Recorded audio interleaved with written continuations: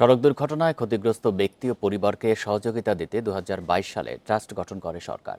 ৩ বছরে ২,০০০ চেকের মাধ্যমে ৮৮ কোটি টাকার বেশি সহায়তাও দিয়েছে বিআরটিএ। সড়ক দুর্ঘটনায় নিহতদের পরিবার ও আহতদের এমন সহায়তা দেওয়ার তথ্যই জানেন না অনেকে, অথচ এই তহবিলের বড় অঙ্কের টাকা পড়ে আছে বিআরটিএর কাছে। বান্ডেল থাকলে প্রতি সেনমানিতে টাকা বাঁচবে।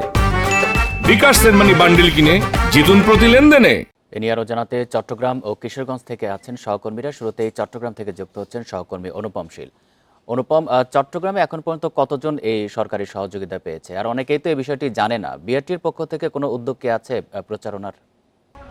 চলতি বছরের আগস্ট পর্যন্ত একটি হিসাব আমরা বিআরটি এর পক্ষ থেকে পেয়েছি। সেখানে তারা বলছেন যে চলতি বছরের আগস্ট পর্যন্ত তারা 1,05,00,000 টাকার মতো বিভিন্ন আহত এবং নিহতদের মধ্যে সহায়তা করেছেন। এছাড়া গত কয়েকদিন আগে যে জাতীয় নিরাপদ সড়ক দিবস পালন করা হলো, অর্থাৎ 22 অক্টোবর, সেদিনও তারা প্রায় 39 লাখ টাকার এই ধরনের ক্ষতিপূরণের চেক বিতরণ করেছেন। আর সামগ্রিকভাবে এই তথ্যটি নিয়ে আসলে সাধারণের মধ্যে যে আলোচনা বা সাধারণের জানাশোনা খুবই কম, কারণ চট্টগ্রাম যে একটি জেলা হিসেবে প্রায় 16টির মতো উপজেলা এবং 14টির মতো উপজেলা, এবং আপনি জানেন যে এখানে প্রায় প্রতিদিনই অনেকগুলো দুর্ঘটনা ঘটে। বিশেষ করে ঢাকা চট্টগ্রাম মহাসড়কের একটি বড় অংশ চট্টগ্রাম জেলায় পড়েছে।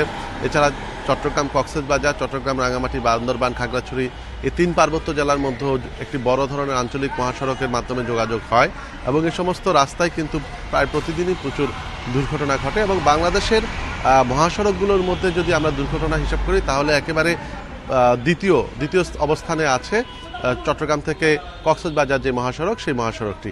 কিন্তু সেই সংখ্যার হিসেব, মানে দুর্ঘটনার হিসেব করলে আমরা এই যে ক্ষতিপূরণ বা যারা টাকা নিচ্ছেন এটির সংখ্যা অনেকটাই কম বলে আমরা দেখছি, এবং গত সময়ে আমাদের অভিজ্ঞতাও সেটি এরকম। তবে আমরা দেখেছি যে গত এপ্রিল মাসে চট্টগ্রাম কক্সবাজার মহাসড়কে একটি মাইক্রোবাস দুর্ঘটনায় যখন 2 পরিবারের একসাথে 10 জন মারা গেলেন, তখন এই বিষয়টি অনেক বেশি প্রচারের আলো এসেছে। বিশেষ করে এখানে দুর্যোগ এবং ত্রাণ উপদেষ্টা তিনি এসে সাথে সাথেই কিন্তু বিআরটি এর পক্ষ থেকে এই যে ক্ষতিপূরণের টাকাটি দেওয়ার ঘোষণা দেন পরিবারের কাছে।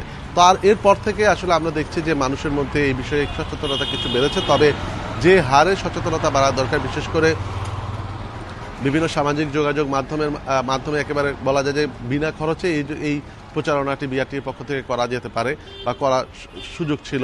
এর বাইরেও মানে বিভিন্ন জনপ্রতিনিধি, তারপর বিভিন্ন হাসপাতাল, হাইওয়ে পুলিশ বা এমনিতেই বিভিন্ন জেলা পুলিশ বা মেট্রোপলিটন পুলিশের পক্ষ থেকেও এই প্রচারণাটি চালানোর সুযোগ ছিল, কিন্তু সেই রকম প্রচারণা আমাদের চোখে অন্তত এই বিষয়টিকে ঘিরে গত সময়ে পড়েনি। অনুপম, আপনি থাকবেন আমাদের সাথে। আমরা এবার কিশোরগঞ্জের পরিস্থিতি জানবো। সেখান থেকে যুক্ত হচ্ছেন সহকর্মী শাহজাহান সাজু। সাজু, কিশোরগঞ্জে গত 1 বছরে কতজন নিহত এবং আহত হয়েছেন? এদের মধ্যে কতজন এই সরকারি সহযোগিতা পেয়েছেন? দেখুন, আমি বিআরটি এর যে সহকারী পরিচালক আছেন কিশোরগঞ্জের কামরুজ্জামান, তার সাথে কথা বলেছি। তিনি যেটা বলেছেন যে গত 1 বছরেরও কিছু বেশি সময়ের মধ্যে কিশোরগঞ্জের নিহত 11 জনকে এই যে সরকারি সহযোগিতা, যে অর্থ সহযোগিতা, সেটা দেওয়া হয়েছে। আর এ পর্যন্ত কিশোরগঞ্জে ধরেন গত 1 বছরে আহত বা নিহতের সংখ্যা, এটার সঠিক পরিসংখ্যান আসলে একটু মানে ব্যত্যয় আছে বিভিন্ন জায়গায়। পুলিশের কাছে একরকম, বিআরটি এতে একরকম, বা হাসপাতালগুলোতে একরকম। তো এটার সংখ্যা কিন্তু অনেক। আমি যদি আপনাকে এই বিষয়টা একটু বলি যে এই যে নিহত বা আহতের জন্য যে সরকারি বরাদ্দ, এই বরাদ্দের বিষয়টি আসলে সাধারণ জনগণের মধ্যে আসলে এটার সচেতনতার অভাব আছে। আর এটার কিছু মানে রুলস আছে। যেমন আমি আপনাকে যদি বলি যে যখন দুর্ঘটনাটা ঘটলো, একজন নিহত হলেন কিংবা আহত হলেন, তো এই 1 মাসের মধ্যেই তার সঠিক যে প্রমাণপত্র, সংবাদ মাধ্যমের বিভিন্ন কাগজ বা ওই হাসপাতালের কাগজ, পুলিশের কাগজ, যিনি নিহত হয়েছেন তার বেলায় ময়না তদন্তের কাগজ, এগুলি 1 মাসের মধ্যে নিয়ে বিআরটিএতে আবেদনটা করতে হয়। এই বিষয়টা আসলে সাধারণ মানুষ জানেন না, এটা প্রচারণার অভাব রয়েছে। কারণ যে হারে আসলে সরকারি সাহায্যটা পাচ্ছে, এর চেয়ে অনেক বেশি কিন্তু আসলে দুর্ঘটনা ঘটে থাকে। তো এই যে প্রচারণার জন্য এটা পাচ্ছেন না। যারা নিহত তাদের পরিবার 5 লক্ষ টাকার পর্যন্ত সরকারি সহযোগিতা পায়, যারা আহত আছেন তারা সর্বোচ্চ 3 লক্ষ টাকার মতো সরকারি সহযোগিতা পায়।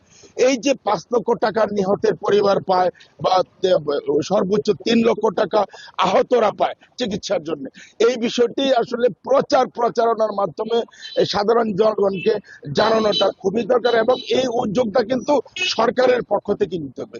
আমি যে বিআরটি এর যে সহকারী পরিচালক কামরুজ্জামান তিনি যে কথাটা বলেছেন যে আসলে আমরা যতটুকু আমাদের পরিসরে পারছি আমরা সেই প্রচারণাটা করছি, কিন্তু আসলে আরো ব্যাপকভাবে এটা আসলে করা দরকার, এটা তিনি নিজেও স্বীকার করেছেন। আর আমরা যারা গণমাধ্যম কর্মীরা আছি আমরা আসলে নিজেরাও জানি যে এটা প্রচারণা আসলে হচ্ছে না।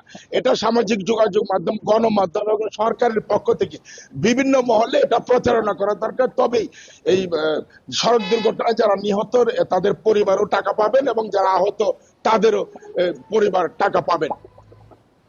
চট্টগ্রাম এবং কিশোরগঞ্জ থেকে জানাচ্ছেন আমাদের সহকর্মীরা।